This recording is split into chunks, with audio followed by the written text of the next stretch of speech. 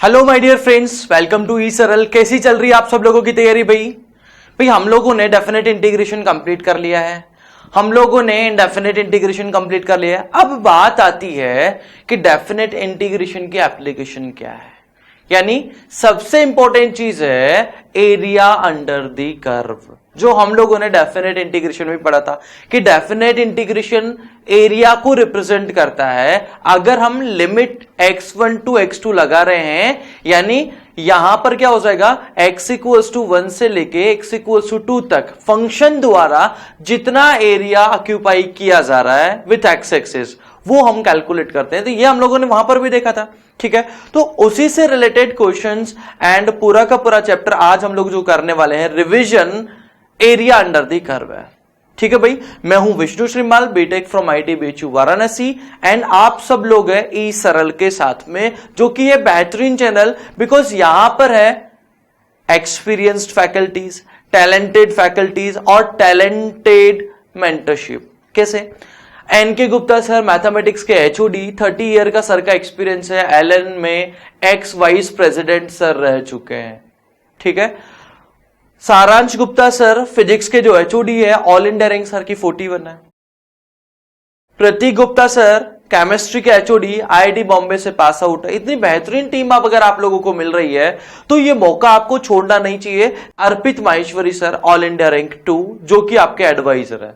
तो भाई फटाफट से इसको सब्सक्राइब कर दीजिए, जल्दी से सब्सक्राइब कर लीजिए, एंड सारे के सारे बच्चे बेल आइकन भी दबा देंगे ताकि आपको रेगुलर क्लासेस के नोटिफिकेशंस मिलते रहे। रेगुलर जो भी अपडेट्स है वो सारी की सारी अपडेट्स आपको मिलती रहेगी।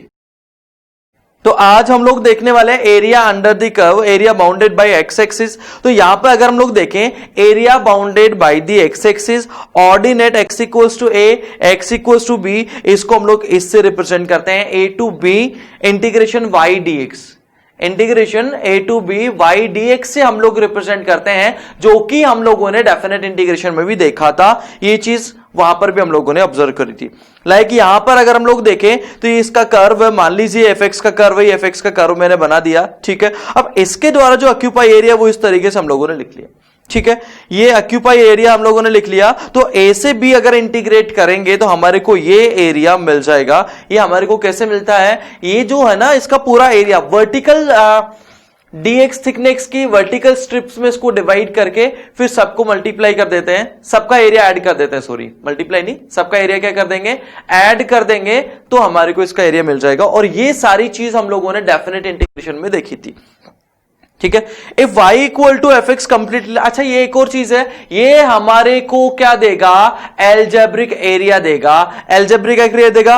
अब अगर मान लीजिए कि एफ एक्स एक्स एक्सिस के नीचे है, एफ एक्स एक्स एक्सिस के नीचे है, तो यहां पर एरिया क्या हो जाएगा, नेगेटिव हो जाएगा। एल्जेब्रिक एरिया की अगर मैं बात करूं, डेफिनेट इंटीग्रेशन से जो एरिया हमारे को मिलेगा that will be negative, but area can not be positive. Area तो क्या है, एक तरीके से मैग्नीट्यूड है किसी चीज का, तो यहां पर हम क्या बोलेंगे, ये पॉजिटिव होना चाहिए, इसलिए इसके हमने क्या लगा दिया, मॉड लगा दिया।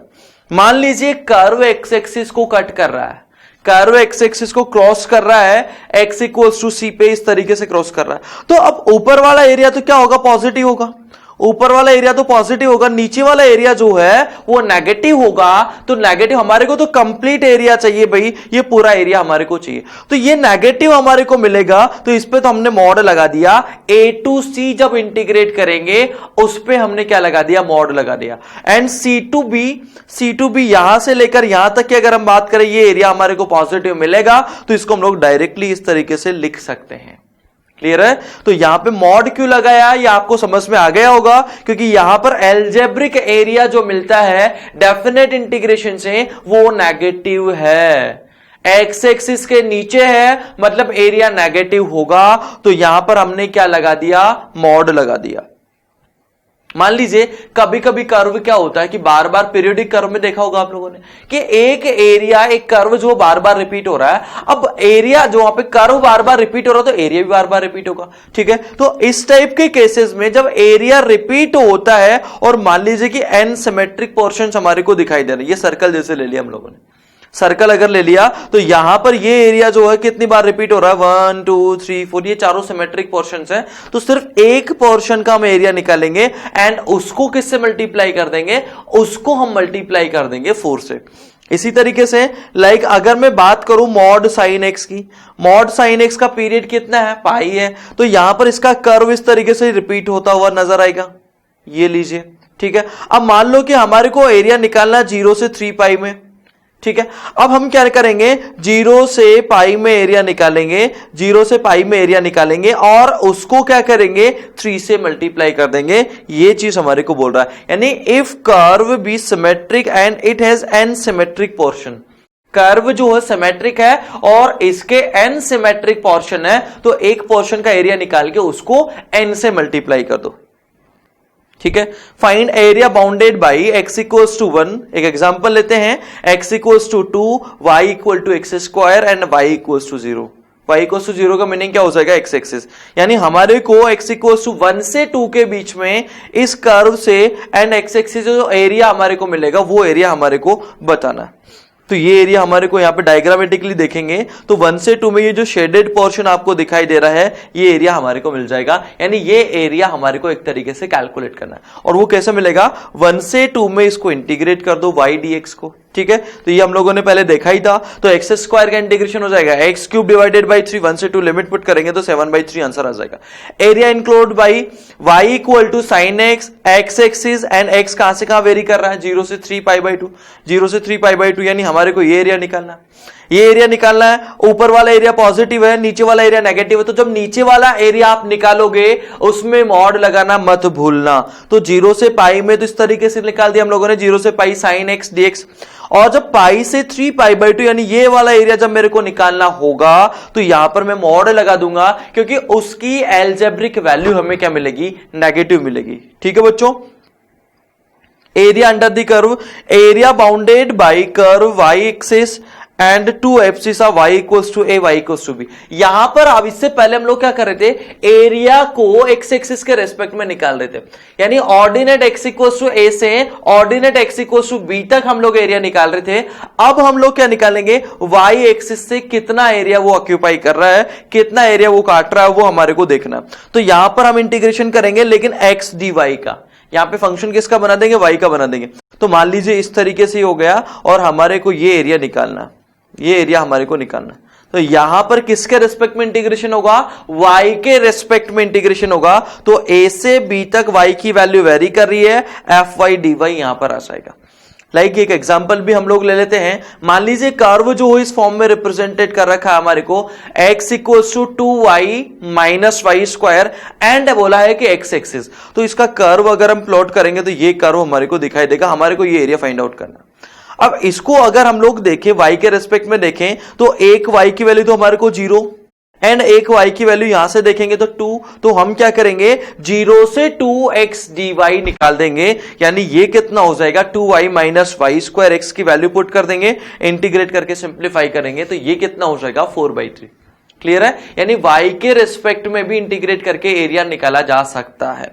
हालांकि हम इसको x एक्सिस के रेस्पेक्ट में भी कर सकते तो कोई दिक्कत वाली बात नहीं है, लेकिन x एक्सिस के रेस्पेक्ट में अगर करते तो आपको अलग से y का फंक्शन निकालना पड़ता, y फंक्शन ऑफ x की फॉर्म में निकाल के फिर उसको इंटीग्रेट करना पड़ता। तो मान लीजिए कभी कभी फंक्शन जो है ना वो हमारे को गिवन है इम्प्लिसिट फॉर्म में, इम्प्लिसिट फॉर्म में गिवन है। अब यहां से x की वैल्यू निकालना इजी है, y की वैल्यू निकालना थोड़ा सा टफ है, तो वहां पे उन सब केसेस में y के रेस्पेक्ट में इंटीग्रेट करके एरिया निकालना बच्चों बहुत इजी रहता है।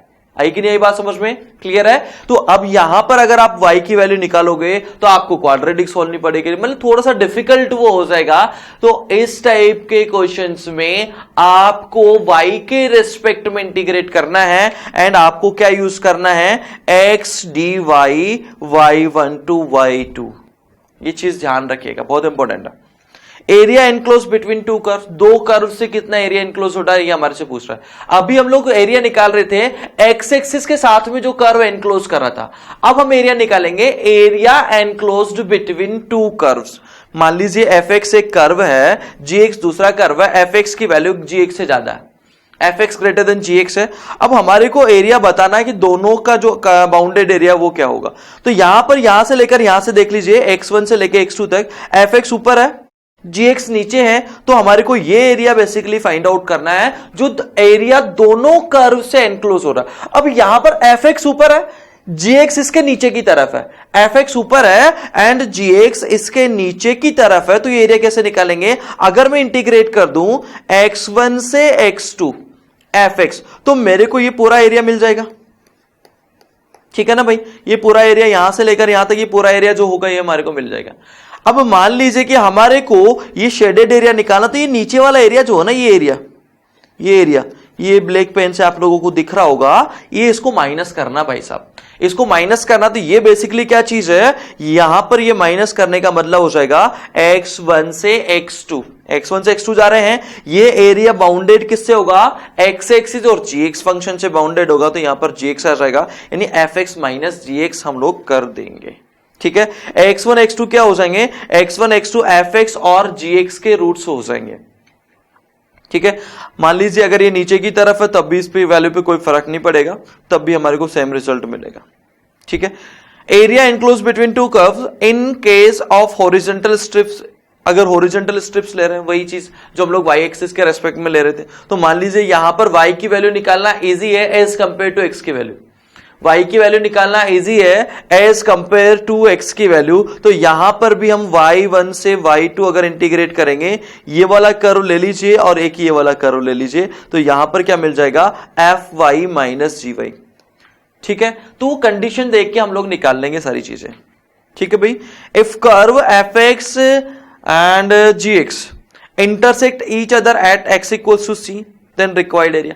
मान लीजिए कि कर्व जो वो एक दूसरे को इंटरसेक्ट भी कर रहे हैं, 2 पॉइंट से ज्यादा भी इंटरसेक्ट कर रहे हैं, वो इस तरीके से करो। एक मान लीजिए कि ये जो है इंटरसेक्ट कर रहे हैं सी पे, ठीक है, एक ये ए से बी में हमारे को एरिया फाइंड आउट करना है। कहां से कहा? ए से बी में एरिया फाइंड आउट करना है सच दैट ए टू सी के अंदर तो क्या है? जी एक्स ऊपर है, ए टू सी में क्या है? जी एक्स ऊपर है, फिर सी से बी में एफ एक्स ऊपर हो गया। तो जब ए से सी इंटीग्रेट करेंगे तो वहां पर क्या लगाएंगे? जी एक्स माइनस एफ एक्स। जो ऊपर वाला कर्व वो पहले लिखेंगे, नीचे वाला कर्व बाद में लिखेंगे। तो ए से सी में जब इंटीग्रेट करेंगे तो जो जी एक्स ऊपर है पहले यहां पर आ जाएगा जी एक्स माइनस एफ एक्स। जब सी से ए में जाएंगे, सॉरी सी से बी में अगर जाएंगे, तो सी से बी जाते टाइम पे एफ एक्स ऊपर आ गया, तो यहां पर क्या आ जाएगा? F x minus g x आ जाएगा। तो ये चीज ध्यान रखना बेटा, आप डायरेक्टली ऐसे मत कर देना F x minus g x लगा दिया सर हमने तो और हमारा आंसर आ गया था, तो यहां से एरिया गलत देगा, यहां से आपका आंसर क्या हो जाएगा? गलत आंसर आएगा। इस चीज का आप ध्यान रखिएगा। तो ये जब भी आप एडजस्ट करेंगे तो ये ध्यान से देखना होगा कि कौन सा कर्व ऊपर है, कौन सा कर्व नीचे है। ऊपर वाला कर्व माइनस नीचे वाला कर्व किया जाता है, ये चीज आप ध्यान रखना। ठीक है, इसी तरीके से एक्स वाई एक्सिस के रेस्पेक्ट में करते हैं तो राइट वाला कर्व माइनस लेफ्ट वाला कर्व किया जाता है। हाँ, जब भी हमारे को एरिया निकालना हो अच्छे से कर्व ड्रॉ कीजिए, ढंग से कर्व ड्रॉ करना है और जो भी बाउंड्री आपको वहां पर बतानी है, जहां जिसके भी अलोंग आपको एरिया निकालना है, जिससे एनक्लोज एरिया आपको निकालना है, वो सारी बाउंड्रीज वहां पे मार्क कीजिए, तब आप प्रॉपर इसको सॉल्व कर पाएंगे। लाइक हमारे को एरिया निकालना है y equals to x square and y equal to x, y equal to x square, sorry y square equals to x and y equals to x. ये पैराबोला हो जाएगा, ये y equal to x line हो जाएगी। तो इसका parabola अगर मैंने ड्रॉ करा तो y स्क्वायर बराबर एक्स पैराबोला ही हो गया। y equal to x line ये हो जाएगी, तो ये एनक्लोज्ड एरिया हमारे को निकालना है। सबसे पहले दोनों का कर्व ड्रॉ करेंगे, दोनों का कर्व ड्रॉ करने के बाद में जो पॉइंट ऑफ इंटरसेक्शन है वो निकाल लेंगे। x इक्वल टू 1 आ गया, तो हमारे को यहां पर क्या करना है? ये एरिया निकालना है। तो एक इंटरसेक्शन पॉइंट आ गया 0, एक आ गया 1, 0 से 1 इंटीग्रेट करेंगे। ऊपर वाला कर्व जो कि कौन सा है? y स्क्वायर बराबर एक्स, y dx करते हैं तो y की वैल्यू कितनी आ जाएगी? रूट एक्स आ जाएगी। ऊपर की साइड में है तो पॉजिटिव लेंगे, तो रूट एक्स माइनस क्या हो जाएगा? एक्स। इंटीग्रेट करके सिंप्लीफाई करोगे तो आंसर कितना आ जाएगा? 1/6 आ जाएगा। ठीक है, तो यहां पर ध्यान रखिए, प्रॉपर कर्व ड्रॉ कीजिए, उनके जो भी पॉइंट ऑफ इंटरसेक्शन है, पॉइंट ऑफ इंटरसेक्शन निकालिए और उसके बाद में फिर इंटीग्रेशन लगाना है ऊपर वाला कर्व माइनस नीचे वाला curve. Compute the area bounded by the curve y equal to sec square x, y equal to tan square x and the line x equals to -π/4 and x equals to π/4। ठीक है, तो अगर curve आप plot करोगे तो यहां पर sec square का कर्व थोड़ा सा ऊपर आपको दिखाई देगा। ठीक है, सेक स्क्वायर का कर्व ऊपर दिखाई दे रहा है, ये नीचे वाला कर्व किसका हो गया, tan स्क्वायर का हो गया। -π/4 से +π/4 में आपको एरिया निकालना है, तो ये एरिया हो गया। ठीक है, अब -π/4 से +π/4 ऊपर वाला कर्व कौन सा है, सेक स्क्वायर, तो sec square x minus tan square x, जो की वैल्यू कितनी हो जाएगी, 1 हो जाएगी, तो 1dx, और ये कितना आ जाएगा, π/2 आ जाएगा। ठीक है बच्चों, ठीक है, ये हमारा पार्ट, पहला जो पार्ट है एक तरीके से यहां तक हम लोगों ने अच्छे से देख लिया। ये बेसिक चीजें हैं सारी की सारी, ये सारी की सारी क्या है, बेसिक चीजें हैं। आइए माइंड मैप, जो कि बहुत आपकी हेल्प करेंगे लास्ट टाइम रिवीजन करते टाइम पे। जब भी आप एग्जाम देने जाओगे, एग्जाम से क्या होगा कि 15 दिन पहले या 1 महीने पहले, 1 महीना ज्यादा हो जाएगा, 15 दिन पहले आपके माइंड में रहेगा यार मैं क्या चीजें रिवाइज करूं, मेरे को सारा रिवीजन करना है। उस टाइम पे माइंड मैप आपकी सबसे ज्यादा हेल्प करने वाली चीज है।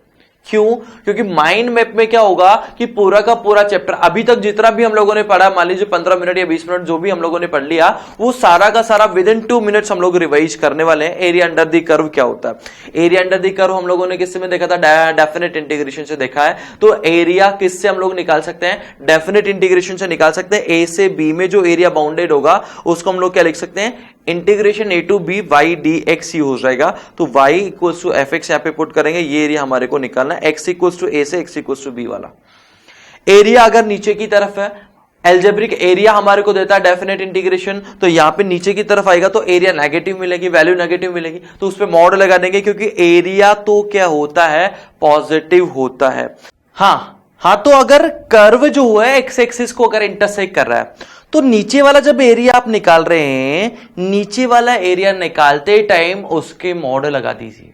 ठीक है, तो यहां पर a to c जब इंटीग्रेट करेंगे तो उसके मॉड हमने लगा दिया, बिकॉज वो नेगेटिव वैल्यू देगा, तो हमारे को एरिया तो पॉजिटिव ही चाहिए होता है, एरिया इज ऑलवेज पॉजिटिव। ठीक है, अगर कोई कर्व मान लीजिए सिमेट्रिक है, तो उसके एक सिमेट्रिक पोर्शन का एरिया निकाल दीजिए, और वो n टाइम्स रिपीट हो रहा है या n सिमेट्रिक पोर्शन है उसके, तो एक एरिया निकाल के उसको किससे मल्टीप्लाई कर देंगे, n से मल्टीप्लाई कर देंगे। लाइक सर्कल का है, तो ये एक पोर्शन का एरिया निकाल दो, इस एक पोर्शन का एरिया निकाल के इसको किससे मल्टीप्लाई कर देंगे, 4 से मल्टीप्लाई कर देंगे, because there are 4 symmetric portions. ठीक है, area bounded by the curve y axis के रेस्पेक्ट में भी आप एरिया निकाल सकते हैं। ठीक है, मान लीजिए y एक्सिस से बाउंडेड एरिया आपको निकालना है, तो ये क्या हो जाएगा, a to b x dy, जहां पर ये क्या हो जाएगा, a और b एब्सिसा हो जाएगा अपना। ठीक है, area enclose between two curve, दो कर्व से एनक्लोज एरिया अगर हमारे को फाइंड आउट करना है तो हम कैसे निकालेंगे भाई, ये क्या हो जाएगा, ऊपर वाला कर्व माइनस नीचे वाला कर्व, और मान लीजिए उनके पॉइंट ऑफ इंटरसेक्शन x1 और x2 है, तो x1 x2 fx माइनस क्या आ जाएगा, gx आ जाएगा। इसी तरीके से अगर हम लोगों को y एक्सिस के रेस्पेक्ट में एरिया फाइंड आउट करना है, मान लीजिए कई बार क्या होता है कि इंप्लिसिट फंक्शन, जैसा कि मैंने जस्ट बताया है वो सारी चीजें, तो ये y एक्सिस के रेस्पेक्ट में आप निकाल सकते हो, y1 से y2 राइट फंक्शन माइनस क्या हो जाएगा, लेफ्ट फंक्शन हो जाएगा। अगर दोनों कर्व इंटरसेक्ट कर रहे हैं और a से b में हमारे को एरिया निकालना है, तो यहां पर ऊपर वाला कर्व gx है, नीचे वाला कर्व fx है, तो यहां पर a to c जब इंटीग्रेट करोगे तो gx माइनस fx आ जाएगा, and c to b integrate करोगे तो fx माइनस क्या आ जाएगा, gx आ जाएगा। नेक्स्ट है स्टैंडर्ड एरिया। कुछ स्टैंडर्ड एरिया जो हमारे को याद रखना है ताकि हमारी कैलकुलेशन का टाइम बच जाए। कई बार एग्जाम में क्या होता है, कई बार एरिया डायरेक्ट पूछा जाता है, तो अगर हमारे को कुछ स्टैंडर्ड एरिया लाइक याद है, लाइक सर्कल का एरिया, एलिप्स का एरिया, तो ये एरिया अगर हमारे को याद है तो हमारा टाइम बच जाएगा कई बार। ठीक है, तो साइन एक्स का एरिया अगर मैं बात करूं 0 से पाई में साइन एक्स का एरिया कितना हो जाएगा, 2 हो जाएगा। ठीक है, तो ये पूरा एरिया जो है 2 है। कॉस एक्स का एरिया 0 से π/2 में 1 होता है। ठीक है भाई, ये याद रखना सारी चीजें। तो ये एक तरीके से हाफ स्ट्रिप होती है, हाफ राउंड जो होता है, साइन का हो या कोस का हो, साइन का हो या कोस का हो, उससे जो एरिया बाउंड होता है वो कितना होता है, 1 यूनिट होता है। Area bounded by the parabola, दो पैराबोला है। ठीक है, तो y square equal to 4ax, एक पैराबोला x एक्सिस कह लूंगा, एक पैराबोला y एक्सिस कह लूंगा, तो दोनों से जो बाउंडेड एरिया होगा वो कितना हो जाएगा, 16ab डिवाइडेड बाई 3।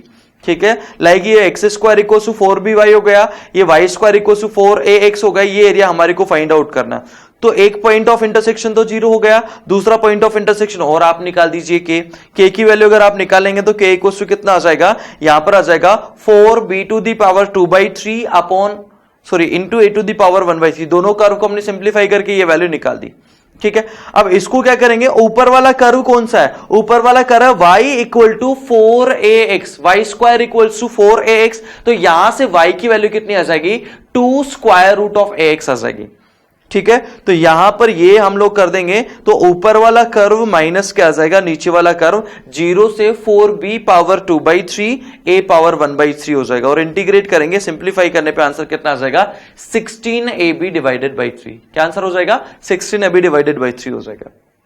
ठीक है, लाइक इस कर्व का हमारे को एरिया निकालना है, x square equals to 8y है, y square equals to 12 mod x है। तो यहां पर mod x का आप लोग ध्यान रखना थोड़ा सा, y square equals to 12 mod x है, यानी कर्व राइट साइड में होगा और लेफ्ट हैंड साइड में भी होगा। ठीक है ना भाई, ये कर्व एक तरीके से दो कर्व यहां पर आ जाएंगे, Y square equals to 12x, अगर x greater than equals to 0 हो तो y square equals to minus का 12x हो जाएगा, x अगर लेस देन 0 हो तो ये कर्व इस टाइप से बन जाएगा। ठीक है, x square equals to 8y curve ही हो गया, तो हमारे को ये एरिया निकालना। अभी थोड़ी देर पहले ये एरिया हम लोगों ने निकालना सीखा था, ये एरिया कितना होता भाई, ये एरिया अभी थोड़ी देर पहले हम लोगों ने देखा था 16ab/3, तो ये 16ab/3, इसके लिए a क्या हो जाएगा, 4 हो जाएगा, 2, इसके लिए a कितना हो जाएगा, 3 हो जाएगा, तो 16ab/3 ये एक एरिया है, ऐसा का ऐसा एरिया इधर की तरफ है, तो इसको 2 से मल्टीप्लाई कर दो। Area enclosed by y square equals to 4ax and its double ordinate at x equals to a, double ordinate at x equals to a, x equals to a पे हम लोगों ने मान लीजिए डबल ऑर्डिनेट ड्रॉ कर दिया ये। ठीक है, तो ये एरिया जो होगा वो कितना होगा, ये हमारे से पूछा गया, ये एरिया कितना होगा भाई, यहां से लेकर यहां तक हम क्या करेंगे, 0 से लेके k तक इंटीग्रेट कर देंगे, 0 से लेके कहां तक इंटीग्रेट कर देंगे, k तक इसको इंटीग्रेट कर देंगे, और यहां पर कर्व कितना आ जाएगा, 2√ax, तो ये कितना हो जाएगा 8/3 √a k पावर 3/2 ये एरिया आ जाएगा। ठीक है, अब इसमें याद रखने वाली चीज क्या है कि ये जो एरिया है ना, ये रेक्टेंगल एक हम लोगों ने बना दिया ABCD, इस रेक्टेंगल का एरिया बस आप निकाल लीजिए और इसके एरिया का कितना हो जाएगा, 2/3 हो जाएगा, ये चीज आपको याद रखना है। ठीक है, तो ये रिक्वायर्ड एरिया मतलब पूरा इंटीग्रेट करना ही नहीं है, इस रेक्टेंगल का एरिया आप निकाल लीजिए, इस रेक्टेंगल का एरिया निकाल के उसको क्या कर देंगे, 2/3 से मल्टीप्लाई कर देंगे। अब सर रेक्टेंगल का एरिया कैसे निकालेंगे भाई, यहां पर ये x इक्वल्स टू कौन सी लाइन है, k लाइन है, x कोऑर्डिनेट कितना हो जाएगा, k हो जाएगा, x कोऑर्डिनेट कितना हो जाएगा, k, तो यहां पर अगर k वैल्यू पुट करेंगे तो y इक्वल्स टू कितना आ जाएगा, 2√ak आ जाएगा, तो 2√ak आ गया, तो यहां से इसकी चौड़ाई हमारे को मिल जाएगी, विड्थ हमारे को मिल जाएगी k। ठीक है, और हाइट जो है ये लेंथ कितनी हो जाएगी, एक तरीके से 2√ak, तो ऊपर की तरफ है, 2√ak नीचे की तरफ है, तो इस रेक्टेंगल का एरिया निकाल के उसको किससे मल्टीप्लाई कर देंगे, 2/3 से मल्टीप्लाई कर देंगे, तो ये रिजल्ट आपको याद रखना है, डबल ऑर्डिनेट से area, double ordinate related area जब भी पूछे तब। नेक्स्ट यहां पर है, find area enclosed by y equal to 2x minus x square and y plus 3 equal to 0। तो ये वैसा ही क्वेश्चन हो गया, थोड़ा क्वेश्चन क्या हो जाएगा, बिल्कुल वैसा ही क्वेश्चन हो जाएगा। तो यहां पर एक तरीके से ये एरिया हमारे को निकालना था। ठीक है, ये शिफ्टेड पैराबोला है थोड़ा सा, तो इसमें भी हम लोग वही रिजल्ट यूज कर सकते हैं। ये रेक्टेंगल निकाल लिया हम लोगों ने, ये रेक्टेंगल बना दिया, इस रेक्टेंगल का एरिया निकाल दो। ठीक है भाई, तो यहां पर क्या करेंगे, ये जो लाइन है टेंजेंट एट वर्टेक्स हो जाएगी, ये हम लोग निकाल ही लेंगे। तो यहां पर ये लाइन क्या आ जाएगी, y इक्वल्स टू 1 आ जाएगी, ये लाइन क्या है, y इक्वल्स टू -3, तो ये जो लेंथ है वो कितनी हो जाएगी, 4 हो जाएगी। ठीक है, इसी तरीके से यहां पर दोनों को सॉल्व करेंगे तो ये a और b का कोऑर्डिनेट हमारे को मिल जाएगा, -1 एंड 3 आ जाएगा, तो ये लेंथ भी हमने निकाल ली, 4 आ गई, 4 जा कितना हो जाएगा, 16 हो जाएगा। तो हमारे को अलग से दिमाग लगाने की बहुत ज्यादा जरूरत नहीं है, बस आप रेक्टेंगल का एरिया निकालिए और उसको किससे मल्टीप्लाई कर दीजिए, 2/3 से बस उसको मल्टीप्लाई कर दीजिए।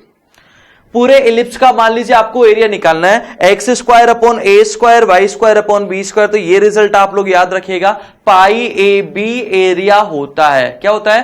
पाई into semi major axis into semi minor axis, ये चीज हो जाएगी। तो ये इलिप्स का एरिया हमारे को निकालना है, इसको इंटीग्रेट करके हम लोगों ने प्रूफ भी किया है कि 0 से लेके ये इतना पोर्शन का आप एरिया निकाल लीजिए। तो 0 से ए और इसको 4 से मल्टीप्लाई कर दीजिए, because there are 4 symmetric portions. वहां पे कितने सिमेट्रिक पोर्शंस है?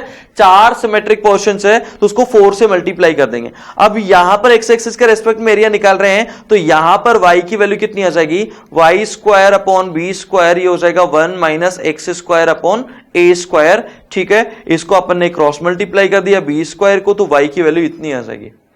इंटीग्रेट करेंगे और सिंप्लीफाई करेंगे। यहां पे आप इसका भी यूज कर सकते हो, सब्स्टिट्यूशन का भी यूज कर सकते हो, x equals to a sine theta. Otherwise आप डायरेक्टली भी इसको इंटीग्रेट कर सकते हो। तो ये एरिया कितना आ जाएगा? पाई ए बी आ जाएगा।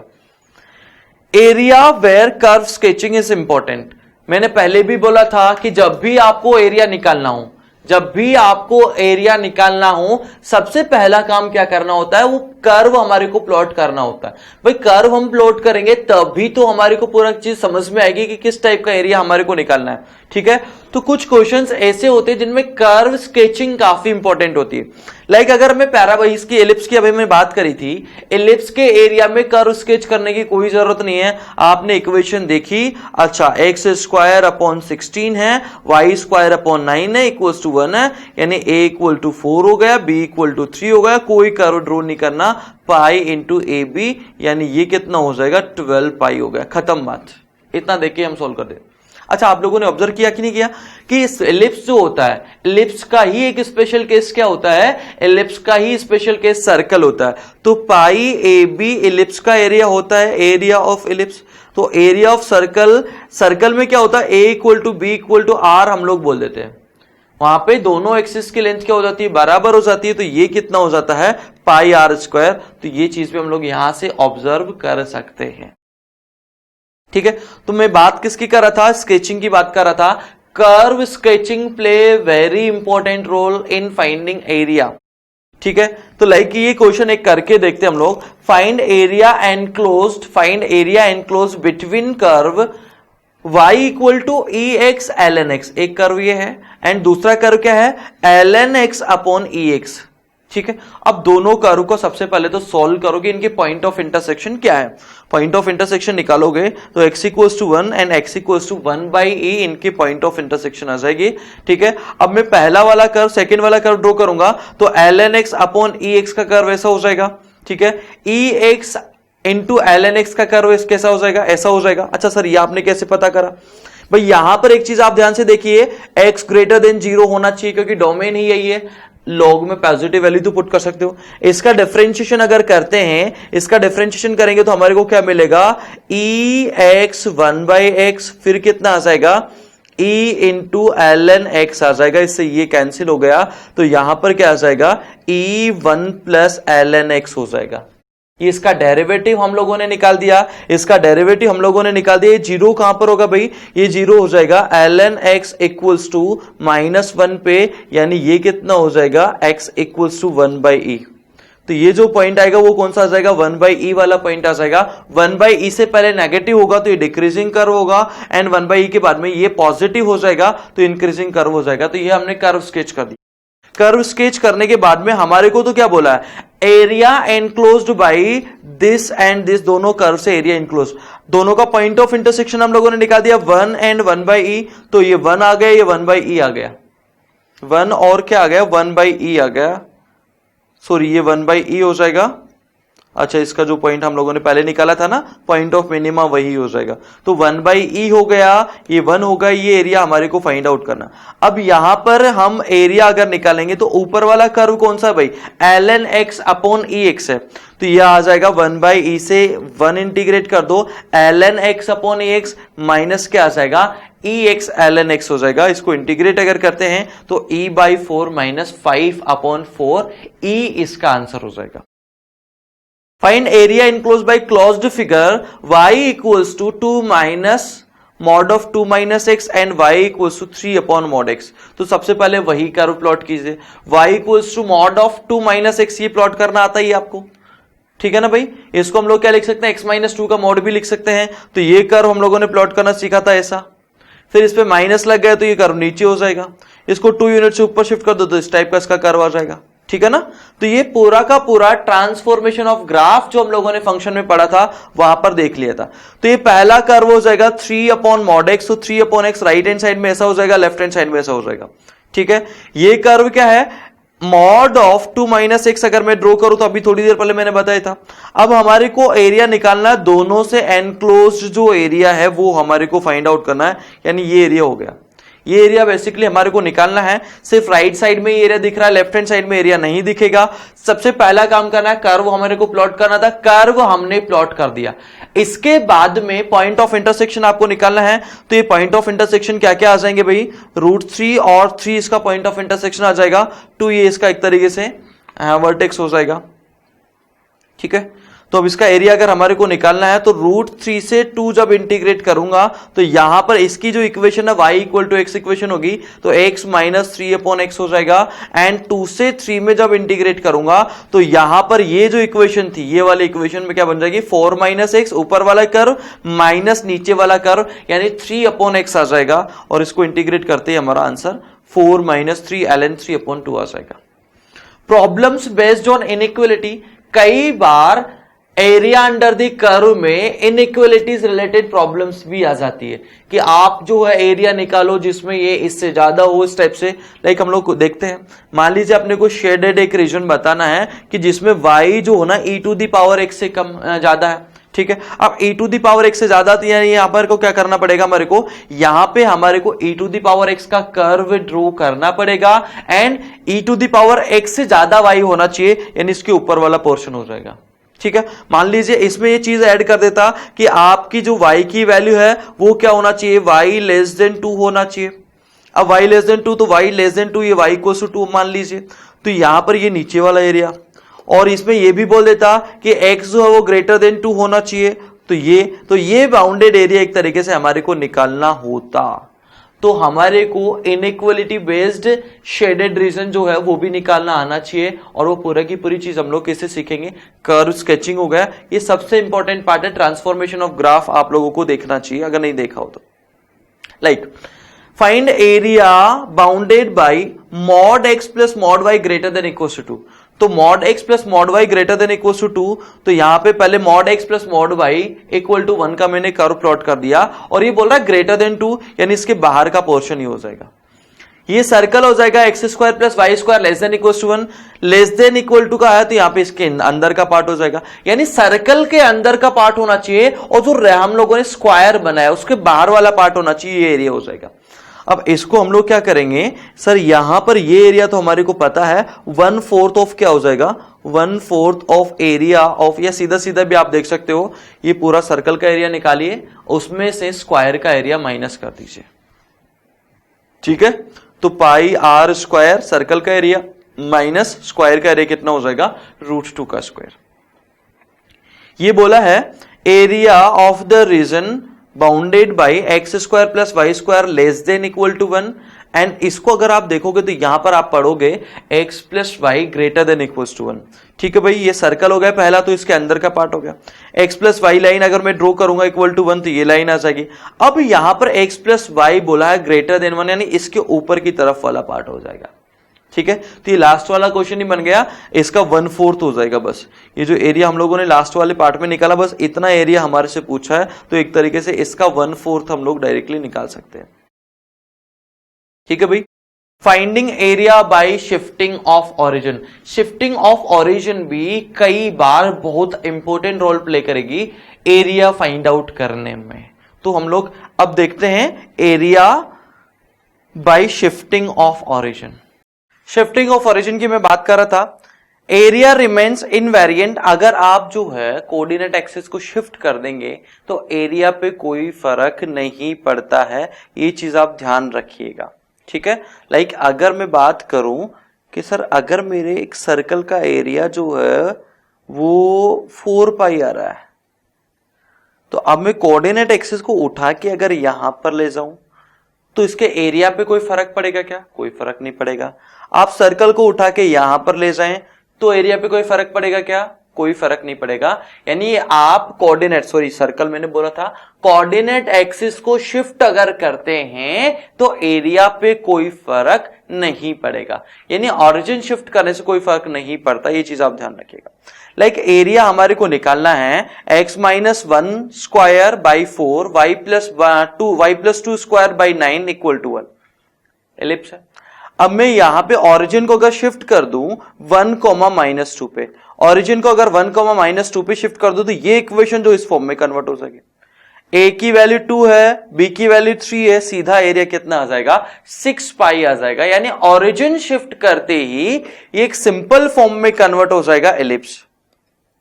ये एलिप्स जो है एक सिंपल फॉर्म में कन्वर्ट हो जाएगा एंड एरिया जो है वो इजीली कैलकुलेट हो जाएगा।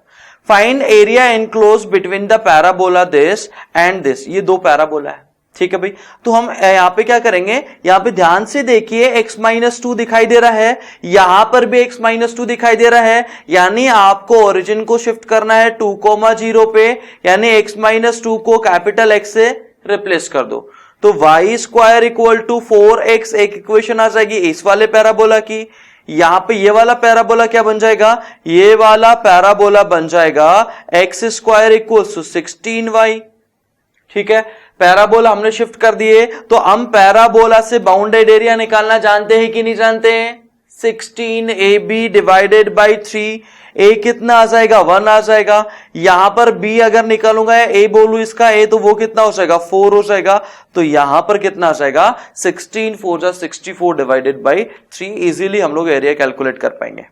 नेक्स्ट है area for curve represented parametrically. कई बार क्या होगा कि कर्व पैरामेट्रिक फॉर्म में भी आपको गिवन होगा। अब पैरामेट्रिक फॉर्म में आपको गिवन है तो वहां पर सब्स्टिट्यूशन करके उसको आप नॉर्मल फॉर्म में कन्वर्ट कर सकते हैं।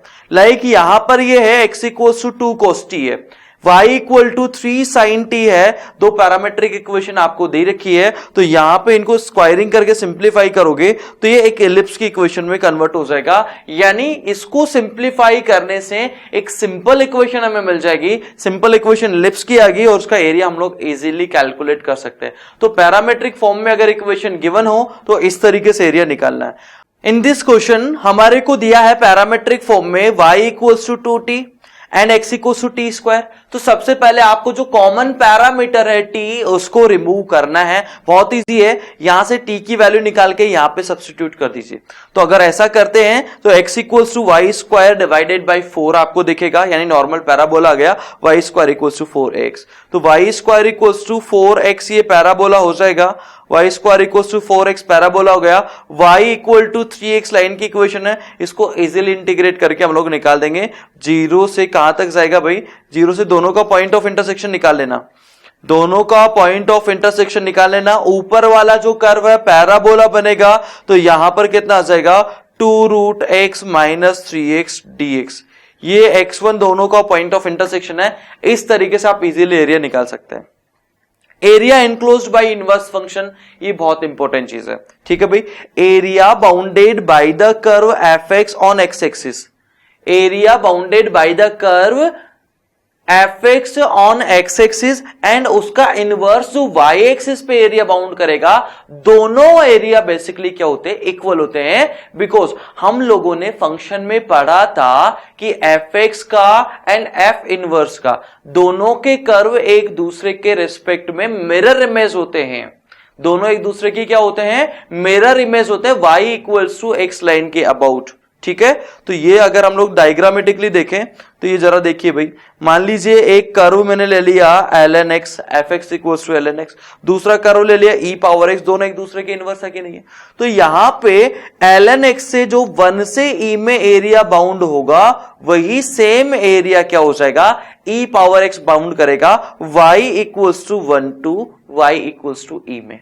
इसका inverse equals to f e power x हो जाएगा, ई पावर एक्स, यानी ई पावर एक्स जो एरिया बाउंड करेगा y equals to 1 to e में, यानी ये एरिया और ये एरिया दोनों क्या हो जाएंगे? सेम हो जाएंगे। एंड इनफैक्ट दोनों क्या है? एक दूसरे की मिरर इमेज है।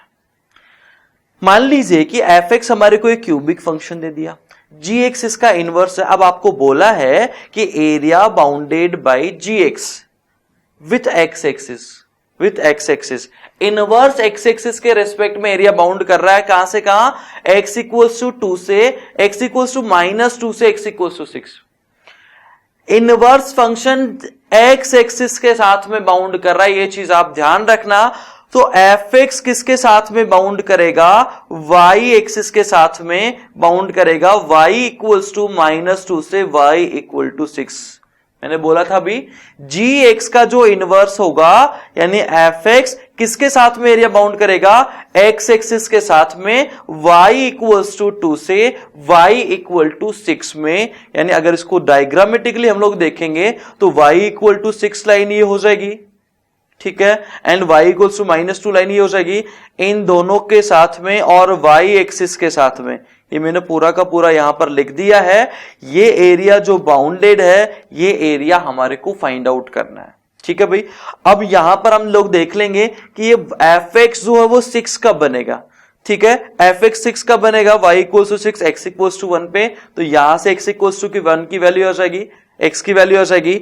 y की वैल्यू -2 कब है? ये भी हम सिंप्लीफाई करके निकालेंगे तो x की वैल्यू कितनी आ जाएगी? -1 आ जाएगी। और इजीली हम लोग क्या कर सकते हैं, ये ऊपर वाला एरिया कितना हो जाएगा? ये एरिया ये हो गया y इक्वल टू 6, नीचे हो गया y equal to f x, तो 6 minus f x 0 to 1 integrate कर देंगे। जब यहां पर आप करोगे तो ये ऊपर वाला कर्व कौन सा हो जाएगा? एफ एक्स हो जाएगा। तो -1 से जब 0 जाओगे, -1 से 0 जाते टाइम पे एफ एक्स ऊपर आ जाएगा, तो एफ एक्स माइनस क्या आ जाएगा? -2 आ जाएगा। एंड यानी कि हम क्या कर सकते हैं, 0 से 1 यहां पर पुट करेंगे, इसको इंटीग्रेट करेंगे तो हमारे को एरिया मिल जाएगा। डिटर्मिनेशन ऑफ अननोन पैरामीटर्स, कई बार हमारे को एरिया जो होगा वेरिएबल एरिया मिल जाएगा। एरिया क्या होगा? वेरिएबल एरिया मिल जाएगा, और वेरिएबल एरिया के अकॉर्डिंग फिर हमारे को कुछ ना कुछ पैरामीटर की वैल्यू फाइंड आउट करने के लिए बोलेगा। लाइक ये क्वेश्चन है, हमारे को क्या बोला है? y equals to f x is a non negative function है such that area bounded by f x x axis x equals to 0 and x equals to t। ये कितना है? ये एरिया हमारे को दे दिया। अब एरिया निकालने का फंडा हम लोगों ने अभी देखा ही था ना भाई। ये क्या होता है? ये होता है 0 टू, ये जहां पे भी हम लोग इंटीग्रेट कर रहे हैं, जैसे 0 से कर रहे हैं t तक, तो 0 से t F x D x, और ये हमारे को किस पैरामीटर की फॉर्म में दिया है? t की फॉर्म में दिया है। हमारे से क्या पूछा है? f π/4 क्या होगा? दोनों साइड को भाई साहब डिफरेंशिएट कर दो लेबनीज थ्योरम लगा के। तो यहां पे इसको डिफरेंशिएट करेंगे तो ये हो जाएगा cos t, इसका डिफरेंशिएशन क्या हो जाएगा? cos t माइनस का t sin t कैंसिल हो जाएगा cos t, तो यहां पे t sin t रह जाएगा। इसका डिफरेंशिएशन करोगे तो ये हो जाएगा ft, यानी ft की वैल्यू कितनी आ जाएगी? t sin t आ जाएगी। तो यहां पे f π/4 क्या हो जाएगा? π/4 sin π/4, ठीक है। नेक्स्ट हमारे को बोल रहा है find value of c for which area bounded by the curve y equal to 4/x², ठीक है। y equal to 4/x², x equals to 1, x equals to c, ये 9/4 हो जाए, ठीक है भाई। तो ये अगर हम ऐसे जैसे जैसे x को इंक्रीज करते जाएंगे उसकी वैल्यू डिक्रीज होती जाएगी, तो ये कर्व आ गया। x इक्वल्स टू 1 मान लीजिए यहां पर है, y equal to c line ये मैंने ड्रॉ कर दी, ठीक है। अब ये एरिया जो बाउंड हो रहा है ये हमारे को कितना बोलते हैं कि ये 9/4 है। अब पहले तो आप पता कीजिए कि y की वैल्यू c कब है, तो यहां पे सिंप्लीफाई करेंगे तो y की वैल्यू अगर आप c रखते हो तो 4/x² इक्वल टू c हो जाएगा, यानी x² इक्वल टू हो जाएगा 4/c एंड x की वैल्यू हो जाएगी √4/c, यानी 2/√c आ गई।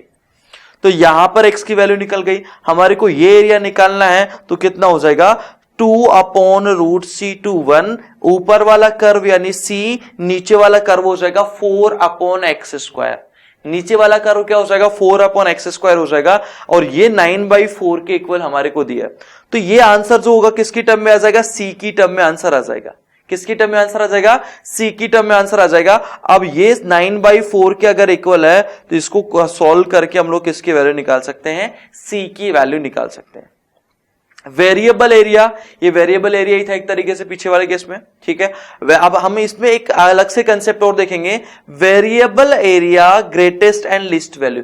वेरिएबल एरिया की लीस्ट एंड ग्रेटेस्ट वैल्यू क्या होगी? मान लीजिए एफ एक्स, ये बहुत इंपॉर्टेंट पॉइंट है भाई, एफ एक्स कोई मोनोटोनिक फंक्शन है, ठीक है, और area bounded by the curve हमें निकालना है which x equals to a, x equals to b, y equal to f x, y equal to c. तो ये मिनिमम कब होगा? किस किस से बाउंडेड?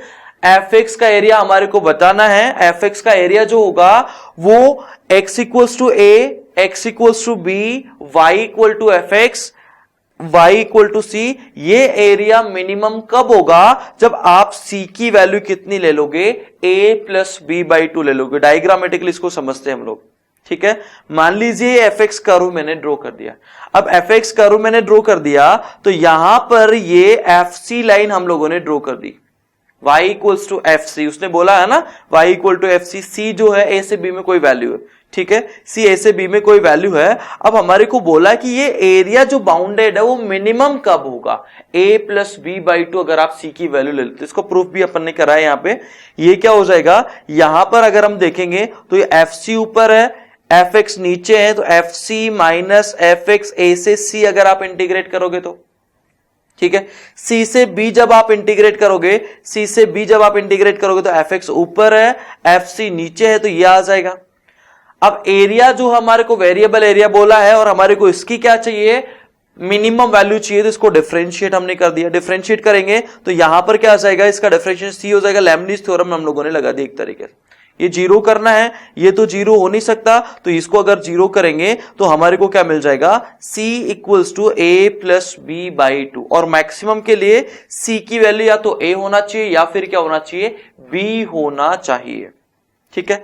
नेक्स्ट है, इस एग्जांपल में देखते हैं, if area bounded by f x, f x हमारे को एक क्यूबिक दे रखा है, and straight line x equals to zero, x equals to two, x equals to zero, x equals to two and x axis, ठीक है। अब ये एरिया बोल रहा है कि मिनिमम हो रहा है, x एक्सिस का मतलब क्या हो जाएगा? y इक्वल्स टू जीरो, ठीक है। तो x की वैल्यू कितना होना चाहिए? हम लोगों ने देखा था ना भाई, c इक्वल्स टू क्या होना चाहिए? a plus b by two, यानी ये हो जाएगा zero plus two divided by two, यानी ये क्या हो जाएगा? 1 हो जाएगा।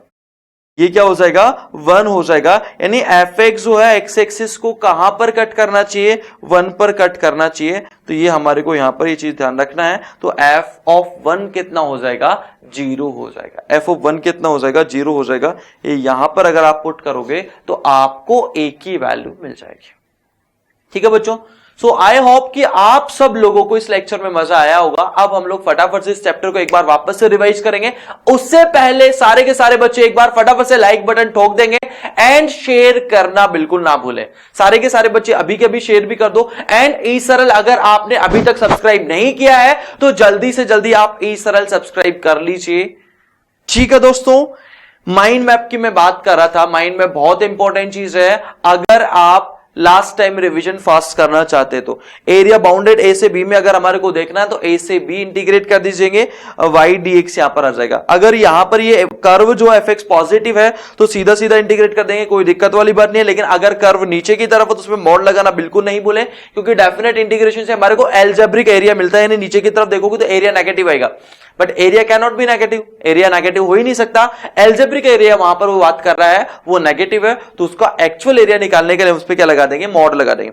अगर कर्व एक्स एक्सिस को इंटरसेक्ट कर रहा है तो जब नीचे की तरफ है तो वहां पे मॉड लगा दीजिए। तो ए टू सी जब इंटीग्रेट कर रहे हैं तो इस पे मॉड लगा देंगे, एंड सी से बी जब जाएंगे तो वहां पर एज इट इज कोई मॉड की जरूरत नहीं। मान लीजिए कभी कभी क्या होता है, कुछ कर्व सिमेट्रिक होते हैं। अब उसके एन सिमेट्रिक पोर्शन है तो एक पोर्शन का एरिया निकालो और उनको मल्टीप्लाई कर दो, किससे? एन से मल्टीप्लाई कर दो। Area bounded by the curve हम एक्स एक्सिस के रेस्पेक्ट में भी निकाल सकते हैं कि एक्स एक्सिस के साथ में क्या एरिया बाउंड कर रहा है। तो वहां पर क्या आ जाएगा? एक्स डी वाई, वाई की वैल्यू कहां से कहां वेरी हो रही है? ए से बी में वेरी हो रही है, ठीक है। Area enclose by two curve, दो कर्व से अगर एरिया एनक्लोज एरिया हमारे को निकालना है तो ऊपर वाला कर्व माइनस नीचे वाला curve f x minus g x, x one to x two यहां पर आ जाएगा, ठीक है, ये चीज वाई एक्सिस के रेस्पेक्ट में हम लोग निकाल सकते हैं। y1 से y2 राइट कर्व माइनस क्या हो जाएगा, लेफ्ट कर्व हो जाएगा। यही चीज अगर दोनों कर्व इंटरसेक्टिंग भी है और a से b में हमारे को एरिया निकालना है, तो ये ऊपर वाला कर्व यहां पर gx है, तो पहले पार्ट में a से c में जब इंटीग्रेट करेंगे तो fx माइनस gx आ जाएगा, gx माइनस fx आ जाएगा। एंड c से b में जब इंटीग्रेट करेंगे तो यहां पर क्या आ जाएगा, fx माइनस gx हो जाएगा। कुछ स्टैंडर्ड एरिया जो हमारे को याद रखना ही रखना है, area bounded by sine x cos x half strip में ये कितना होता है, 1 होता है। एरिया बाउंडेड बाई कोस मैंने बता ही दिया। पैराबोला, दो पैराबोला से एरिया कितना होता है bounded, 16 AB divided by 3। Area enclose by parabola in double latus double ordinate, ये कितना हो जाएगा 2/3 ऑफ द रेक्टेंगल। ये रेक्टेंगल जो बनता है उसका एरिया कितना हो जाएगा, 2/3 हो जाएगा इसका। एलिप्स का एरिया कितना हो जाएगा, पाई AB हो जाएगा। Finding area bye shifting origin, ये बहुत इंपॉर्टेंट पार्ट है। एरिया ऑरिजिन शिफ्टिंग से कई बार एरिया हमारे को इजीली मिल जाता है। हमारे को लगता है कि कर्व जो बहुत डिफिकल्ट कर्व है उसका इंटीग्रेशन करना काफी डिफिकल्ट हो जाएगा, तो उसमें शिफ्टिंग ऑफ ऑरिजिन अपनी काफी हेल्प कर देता है। अभी हम लोगों ने देखा भी ये चीज, ठीक है भाई। Area enclose by inverse function, area enclose by inverse function, ये मैंने बताया भी था आप लोगों को कि इनवर्स फंक्शन जो होता है y एक्सिस के साथ में, ये देखिए, ये मान लीजिए fx कोई कर्व है, fx x एक्सिस के साथ में 1 से e में, x1 से x2 में जो एरिया एनक्लोज करता है वही सेम एरिया होता है इनवर्स के द्वारा एनक्लोज किया गया y एक्सिस के साथ में। ये हो जाएगा x1 से x2 के बीच में। ये चीज आप ध्यान रखिएगा।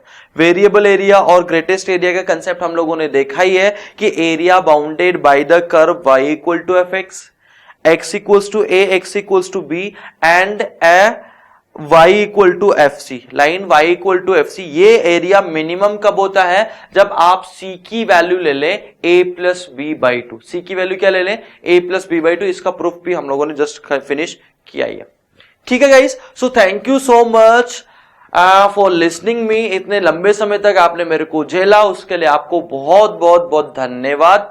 एंड अगर आपको पसंद आया लेक्चर तो जल्दी से जल्दी लाइक बटन ठोक दीजिए। फिर से मिलेंगे किसी नए लेक्चर के साथ में, तब तक के लिए tata bye bye, take care, जय हिंद, जय भारत। अगर आप ऐसा ही ऑसम कंटेंट और देखना चाहते हैं तो ई सरल के चैनल को सब्सक्राइब कीजिए। इंडिया की टॉप मोस्ट फैकल्टी से JEE, NEET, class 10th, class 9th की तैयारी करने के लिए ई सरल के ऐप को इंस्टॉल कीजिए। ई सरल है तो सब सरल है।